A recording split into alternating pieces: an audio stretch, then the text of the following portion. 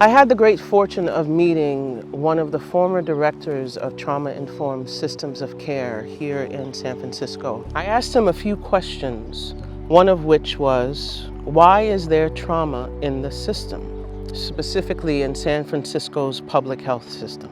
And he said, because the sectors do not communicate with one another.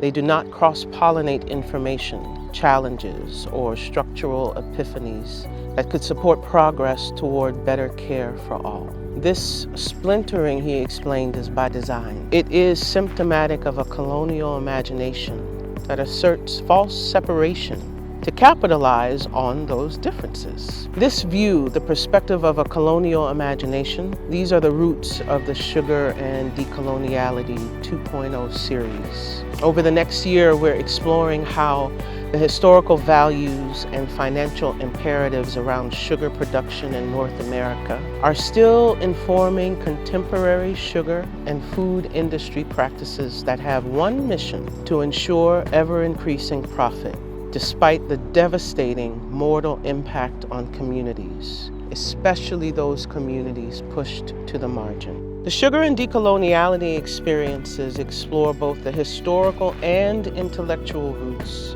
as well as the transformational possibilities. How can understanding the moral deficiencies of an historical sugar and slave economy help cultivate a critical consciousness and defense against a modern-day sugar, food, and big agriculture industry? Industries that would rather obscure science and distort facts for the sake of wealth. How does a reclamation of indigenous wisdom and principles related to land and food support policy advocacy? And what are the unknown aspects of change that need discovery?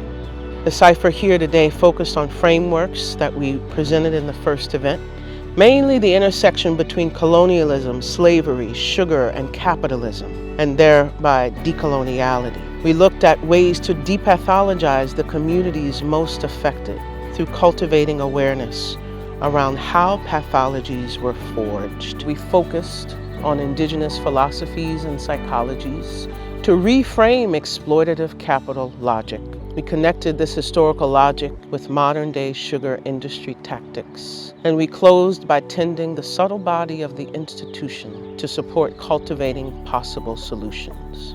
Decoloniality requires radical reimaginings, and it's helpful to know and feel and understand what we are reimagining through.